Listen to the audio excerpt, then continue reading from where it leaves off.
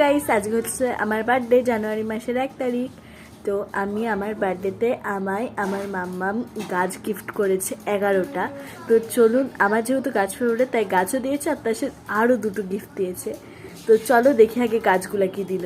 না সরি, 14টা, এই 13টা না 11টাই আছে। ফার্স্টে পেয়েছি এই গোলাপটা, আর একটা সাদা গোলাপ পেয়েছি।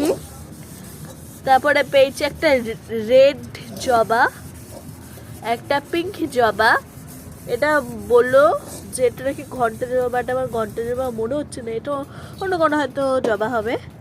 তারপরে এই গাছটা আমি চিনি না, এই গাছটার নামও জানি না, বাট ফুল খুবই সাদা, নাকি সাদা সাদা না, মানে কি বলবো, খয়েরি কালার আর সাদা দিয়ে একটা ফুল ফুটবে।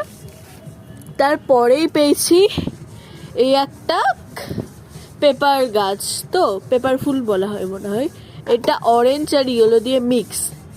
তারপরেই পেয়েছি আর একটা পেপার গাছ, এই পেপার গাছটা নাকি সাদা ফুল ফুটবে।